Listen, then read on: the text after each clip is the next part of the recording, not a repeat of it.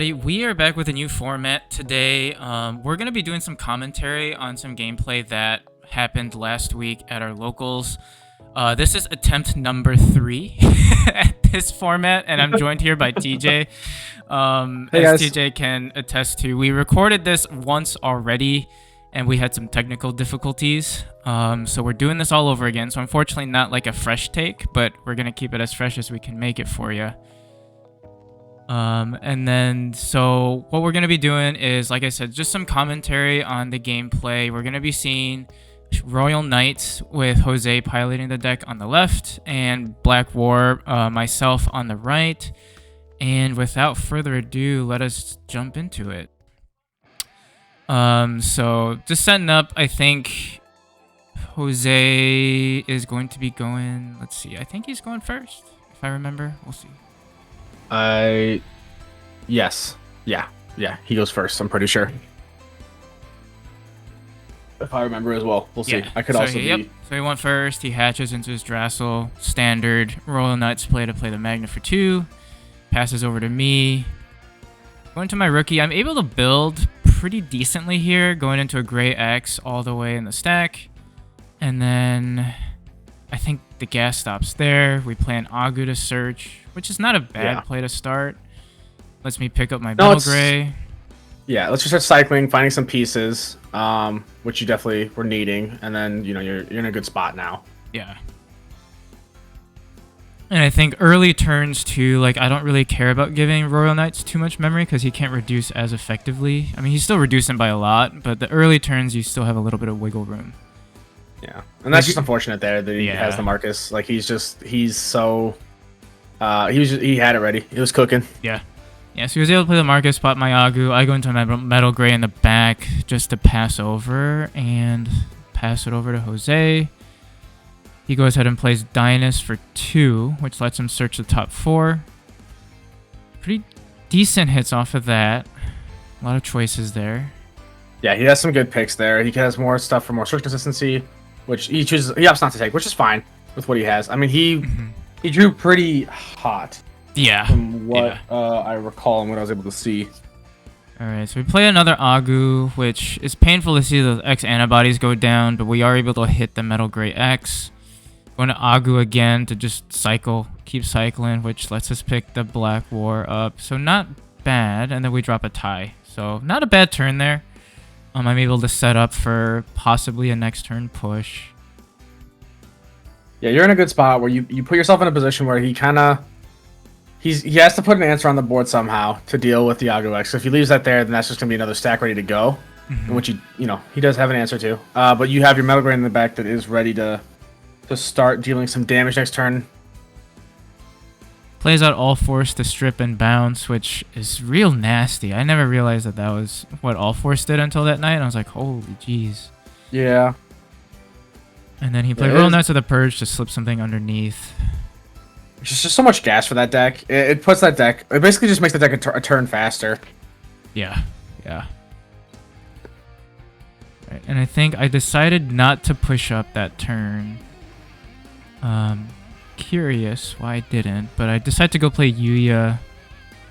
I think you were wanting to have protection from any options that you'd maybe play. I think but so. Realistically, they don't really run options in Royal Knights usually.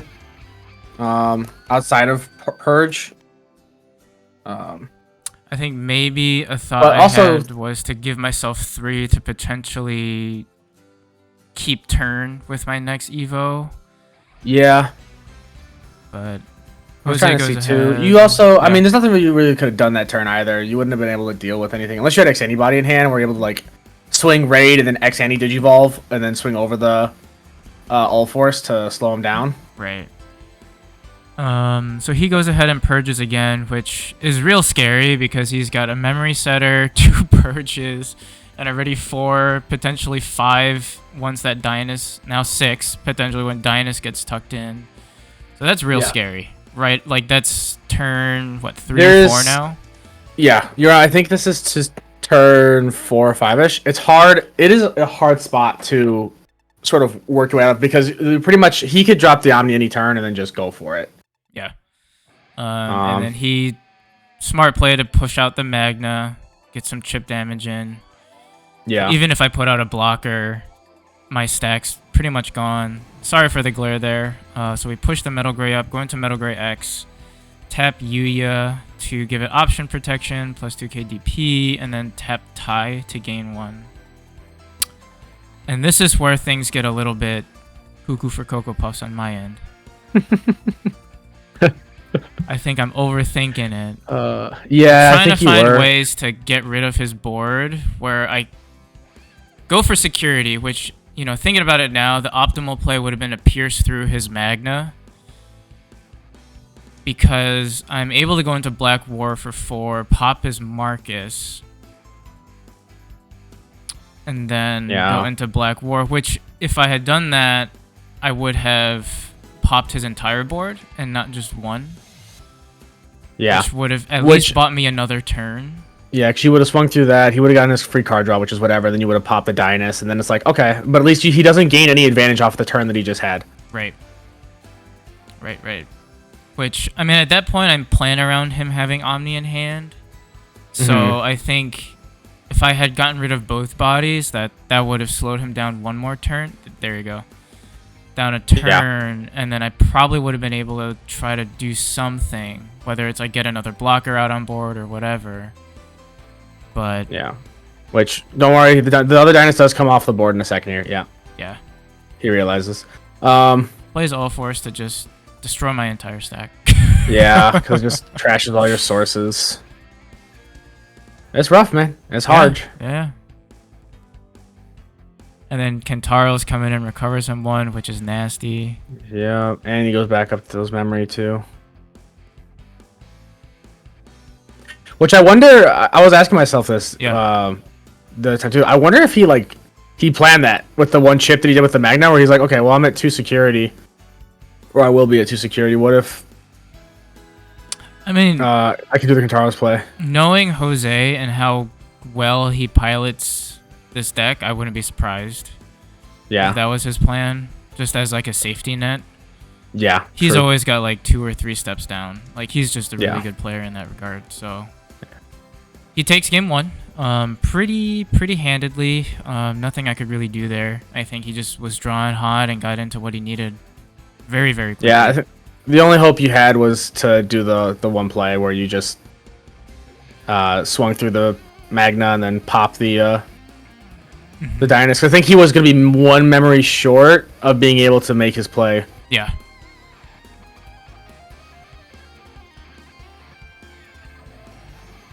Sign up game 2. I think I hope I mulligan that.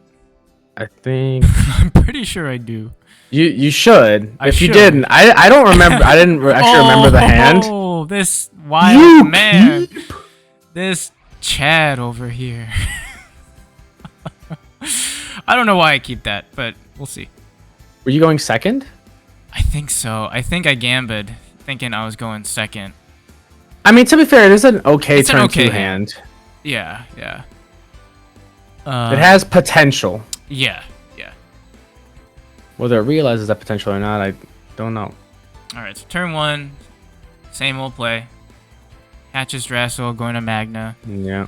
Going to the Agro X. And then I think that's where I start to regret my choice of keeping that hand. Yeah. We do the boost. Unfortunately, have to bottom deck 2 Tamers and an X Antibody, but we do pick up Gray X, which I guess is something. At least you didn't completely whiff. And you have a Greymon and a Greymon X in hand. So you have like 2 draws next turn, pretty much. Right. Because there's no way for Royal Knights to really choke you to 1, really, usually. Because he's reducing by, what, 7 right now? Yeah, 7. Yeah. So he goes ahead and play Leopard, which... Yeah, it's for 4. For 4, sets me to 3. I'm able to go into Gray, then Gray X. So like you said, 2 draws. And then we have to play another boost to Search, which... It's not the worst this early. Either. It was just rough the first time because you bottom decked stuff that you really needed. Yeah. So we ended up picking up the Agu.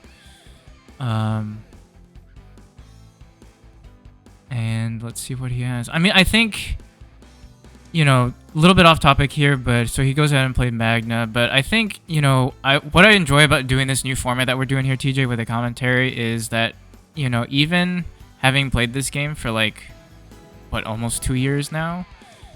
Yeah. Watching my videos again is like, it's nice because like I can kind of like reevaluate. It's analytical. Yeah. You can kind of see and like be like, okay, I could have made a play here that would have worked better. Which I mean, like some stuff, you know, like we moment, all do it. Like some stuff is like a misplay in the moment that you don't realize till after the fact. Some stuff is just hindsight. Like there's no way for you to really have known that was how it was going to go down. You could have guessed it. You could have made a play about that, but it's hard to tell. Uses the jest to pop your Agu. Yeah. But I think that there's something to be said just for anyone. Just if you ever are on a cam game or you do record your matches by any chance, it's always worth going back and watching your own matches over just to see. So just try and learn from your own mistakes. Yeah, 100%. So here we choose to promote. We're forced to go into the Metal Gray X for 3, and of course draw into the Piercing Metal Gray right after. We pop 1 boost to go back up to 3 since Tai gives us a memory. And then I think we're trying to decide what to do next. We decide to go into the Raid WarGrey, which is not a bad play. We can swing into his Jest to get rid of it.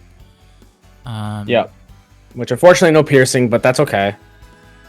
Now this is where you could have swung because you did have reboot, but you opted just to chill. Yeah.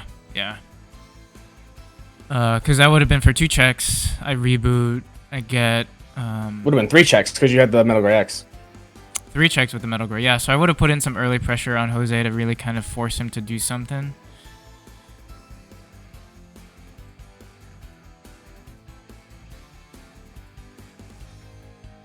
So I think the reason I didn't swing was because I forgot WarGrey had reboot. You know, I wanted to keep that blocker up on board, and I think typically, like, when I'm, like, testing in my head, I'm like, oh yeah, like, WarGrey Tai, like, blocker, but he doesn't have the reboot. But turn 1, when he digivolves, he does have reboot, so something I'll have to remember.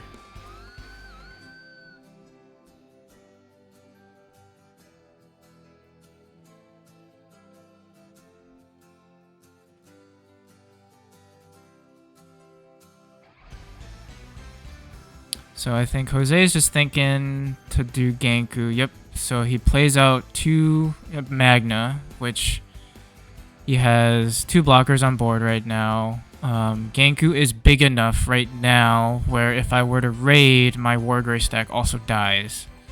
So I'm kind of forced to make a choice. You know, if I want to, you know, lose my stack and force him to lose it or do something else. And then he does choke me at 1-2, which is painful. Because I'm kind of not being able to do a whole lot right now.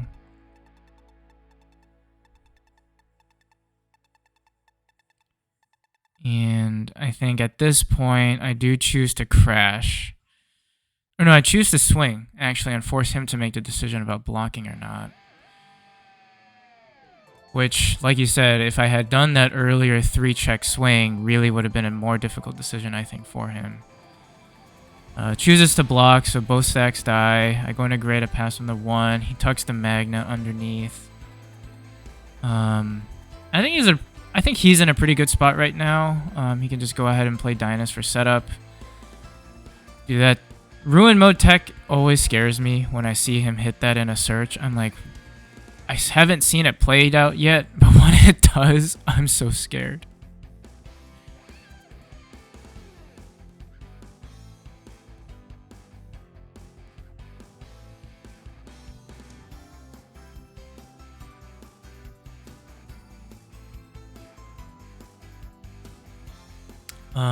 And then let's see. So he's still at 1. He's deciding if he wants to do anything else. So he goes ahead and plays a Marcus. Gives me 4, which is a play, but I think that really sets him up for next turn. Because he's gonna be set to 3, and he's got, you know, his Dynas that he'll tuck in. So he's in a pretty good spot. I choose to raise because I am trying to make a play to just get some tempo going. Going to Gray X, tapping Cool Boy to go up to 5. Which at this point now, I think I'm really regretting not swinging earlier with that WarGrey, because that's where that tempo really would have been welcomed, because he's down to 2 and he's going to be really feeling the heat of this stack, as opposed to now sitting at 5 security and I still have my 1 stack out. And I think right now I'm deciding whether or not I want to. Yeah, so I go take the boost, go to 5. Go into Black War for 4, popping Marcus, which is not a bad play. And this is a bit of unfortunate luck on my end because I hit Purge, I hit Marcus, which would neg him 3k, and then I get one more check, which happens to be Omni, which is just really painful. Because the other alternative would have been to just pass turn, go into Black War, and then pop his Dynus. But I got a little greedy with it, which wasn't the bad play, in my opinion. I think that was still a good play to go for, because I was big enough in theory. Yeah. It's just unfortunate. It's a hard spot to be into, because the Omni is like... The Omni and the X are the only 2 cards you could hit there that you actually die to, after those checks and security. Yeah. So it was just like... It couldn't have been a more perfect resolution for Jose there. Yeah. So it's good for him, but yeah, not so good for you. Yeah, and like I was saying earlier too, like those early checks with WarGrey was really missing right now. Because if I had done that, you know, I could be pushing. Yeah. You know, pushing him real bad right now. But we live and we learn. You know, I think this is sort of my first time in a while playing a red deck. So I think I'm learning when to be less patient and kind of be more aggro versus when I'm being too patient, waiting too long. Yeah. Which I think can be hurtful. It's kind of hard too with WarGreymon toolbox stuff. With how Greymon is right now, you can opt to be really aggressive, or you can opt to be super defensive. Yeah. And I think you are running a more aggressive version of the build, but you do have those control options. So I think also just the mentality to try and like figure out exactly how you want to do it can kind of be a little rough sometimes. Okay. So he plays Magna to swing, and then he plays Exa, which... Yeah. Which is just... It's such a hard spot to be in. Yeah. Yeah, and I think Jose does a really good job, usually, with any of his matchups, as we'll see, I think, in future videos, where, you know, you can tell that he's a good and experienced player, because he doesn't really unga-bunga it when he sees, like, a lethal play. I think he sets himself up very nicely for, like, the sure lethal play. Like, it may take, like, an extra turn or two, but he really ensures that, like, it's the safe play that'll get him it, and as opposed to, like, swinging a little too early or, like, busting out Omni a little too early, and then he's kind of hitting something unfortunate, you know? Yep. And there's the Omni. And there it is. The gang's here to play. The Royal Knight himself doth arrive. Marcus is also there. He's ready to swing with him. He's one of the boys. He's just one of the guys. He's just one of the guys. Just one of the guys. Just one of the Royal Knight fellas. Never mind. He got demoted. Oh, I think I scared him there a little bit with that X antibody, because I go to 0. Yeah. And he's like, oh, if I hit another one, then he's kind of in trouble. And this is when you run Jack Raid and Gray. Swings with Exa, hits an Altarius. Swings with Dynus, which, you know, at this point, I know that my fate's pretty much sealed. I'm just waiting for him to swing, and yep, he gets it, and that'll do it. He gets it 2-0. I show that I had another X antibody in hand, so he was safe to swing. Yeah. Both my Hades were at the bottom, which I think I knew from the beginning because I had searched and bottom decked both of them. Yeah. That's always how Hades is always at the bottom of the deck. It's never insecurity for me. That card hates me.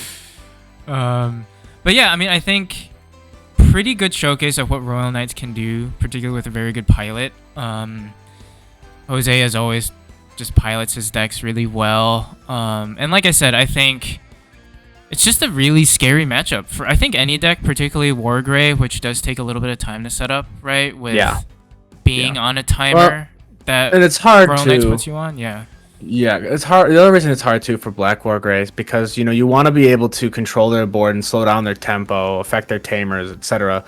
But if you don't see your Hades Force, and the fact that you also can't interact with Yggdrasil at all because it just chills and raising, so you kind of put yourself in a position where you really need to be able to just control those level 6s when they make the plays. But most of the time, when a Royal Knight player plays one of the level 6s, it's to stop you. It's to have some sort of counterplay against you. So it's very difficult to play through. For sure. But yeah, that wraps up Royal Knights versus Black War, or WarGrey Toolbox, however you want to call it. Let us know what you guys think about this new format. We will be recording the other 2 matches as well with some commentary from the locals night, so we'll put the links in the description down below. Feel free to check them out, leave comments, give us the feedback that you think we need to see to make these videos better for y'all, and we'll see you on the next one. Bye! Bye!